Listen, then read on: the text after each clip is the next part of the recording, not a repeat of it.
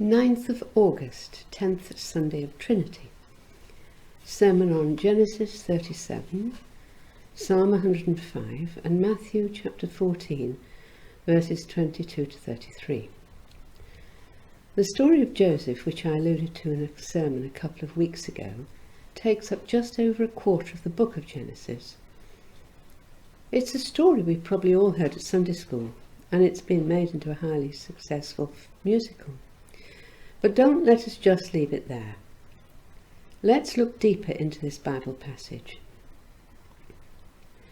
I've lost count of the number of times I've studied it and preached on it too, but each time I discover some new depth, some detail I'd missed, some new perspective. It's a significant and foundational episode in the history of Israel, part of a sequence that records the development and growth of the family that became a nation, Israel, God's chosen people into whom the Messiah would one day be born. We've already seen how a crafty trick by Laban, Jacob's uncle, led to Jacob marrying not only Rachel, whom he loved, but also being landed with Leah. Leah bore 4 sons. Rachel appeared to be barren, so offered her maidservant to bear 2 sons to Jacob.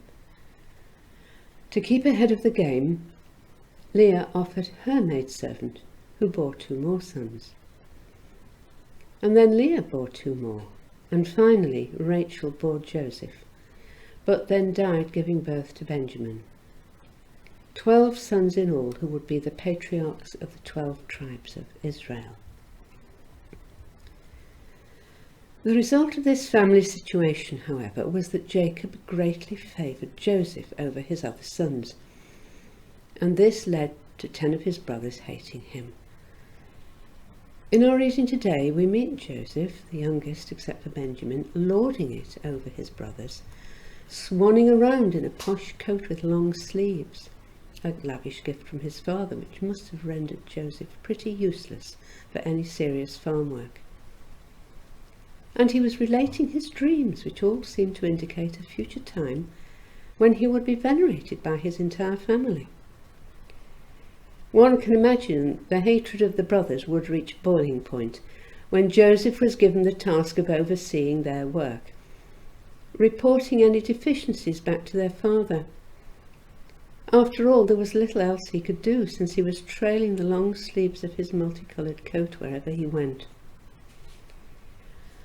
Consequently, when the brothers saw their chance, they seized it. "Let's kill him," they said. They were a good distance from home in a fairly deserted area. It would be easy. As Joseph approached, they seized him, stripped him of his coat, threw him into an empty water cistern, then sat down to eat their lunch while they decided what to do with him, unconcerned by his cries and pleading. The arrival of a caravan of Ishmaelite traders gave them an idea. They'd sell him, make some money, and as a result Joseph would be taken far away. In fact, he was taken into Egypt and sold as a slave. The brothers returned to their father, bearing Joseph's coat that they dipped in goat's blood, and heartlessly allowed Jacob to believe that Joseph, his favourite son, had been devoured by a wild beast. Our reading for this week ends there, but already we've seen events coming into place that will change the course of that family and shape the course of our salvation. A great deal of evil is at play, starting with Jacob's deception in taking his brother's birthright, to Laban's deception in giving his elder daughter first to Jacob, the rivalry between Leah and Rachel in childbearing, Jacob's favouritism of Joseph, the 10 brothers' hatred of Joseph, and then this plot to sell Joseph into faraway Egypt. What good could come out of that? Wait until next week to find out. But in the meantime, bear all this in mind, with our salvation poised on a knife edge, for much depends on what Joseph will do next and how he will bear himself. But we have other Bible passages to consider. Psalm 105 rehearses the early history of God's chosen people, starting with Abraham. It gives thanks to God, praising him for his wonderful deeds in bringing forth the nation, and encourages the people to look to the Lord, remembering his miracles, judgments, and pronouncements. There's then a spoiler alert for next week. He called down famine on the land and destroyed all their supplies of food, and he sent a man before them, Joseph, sold as a slave.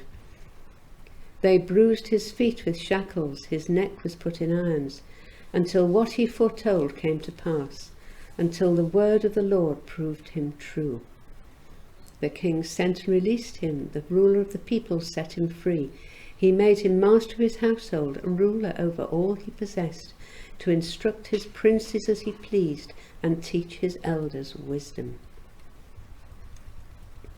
We can see then that Joseph, whom we've just seen sold as a slave and taken to Egypt, is to be instrumental in some way in saving his family from famine, since he has gone ahead of them. All might not yet be clear, but movements are in hand for the furtherance of the nation of Israel and our salvation. But it's a bit of a quantum leap to our next reading. Here, in Matthew's Gospel, we find Jesus deep into his ministry, preaching about the coming kingdom of heaven, ministering to the weak, saving the lost, and demonstrating his kingly power. In this episode, he's just spent himself teaching, healing, and finally miraculously feeding well over 5,000 people who'd gathered to listen to him. Now Jesus is in need of the solace and space that he was seeking before the multitude descended on him. And so he dismisses his disciples, sending them off back across the lake in the boat, while he himself goes up a mountain to be alone, to pray, to rest in his Father's presence. Jesus is the King of the kingdom. He's the Son of God. And yet when he came to earth to share in our humanity, he had to experience all the vulnerabilities, all the weaknesses, all the temptations, and all the pain of being human. And we see him here in need, requiring long overdue respite, recovery after a physically and spiritually exhausting day. During the early hours of the following morning, Jesus set out to rejoin his disciples. They were still rowing across the lake, clearly in difficulties since it was not normally a long journey. And Jesus went out to them, walking on the water. Some have cast doubt on this account, since such a feat would be beyond any ordinary human. But although Jesus was fully human, he was also fully divine. Nothing was impossible for him. He had created water after all. How could it not obey him if he chose it to support his feet as he walked? It terrified his poor disciples, though, already stressed and fearful because of the difficult crossing, and they cried out in fear, thinking that they beheld a ghost. Jesus' words, "Take courage, it is I, don't be afraid," reassured them, however, to the extent that Peter tried to walk out to meet Jesus and briefly succeeded, until he saw the effect of the wind on the waves and began to sink, at which Jesus reached out and helped him back to the boat, and the wind died down. The disciples knew then that he was the Son of God, and they worshipped him. And as they landed, there were the crowds once more, ready for another day of healing and teaching. The kingdom of God, the ultimate answer to sin and death, was long in the planning. It involved calling together a family of fallible individuals, shaping them into a nation, giving them a law, protecting and correcting them over the millennia, until a son was born to a descendant of Abraham, of Isaac, of Jacob, of Judah, of King David, one who would be Jesus Christ, the King of the kingdom. During his short earthly ministry, Jesus demonstrated his right to be their Messiah, revealed God's love, and gave a foretaste of the kingdom in his miracles, his healings, his triumph over wind and waves, and finally over sin and death. With the scriptures, we are privileged to catch a glimpse behind the scenes, a glimpse of how things, sometimes very unlikely things, came together so that the plan of salvation took place. God is very patient, and all is going according to his intentions.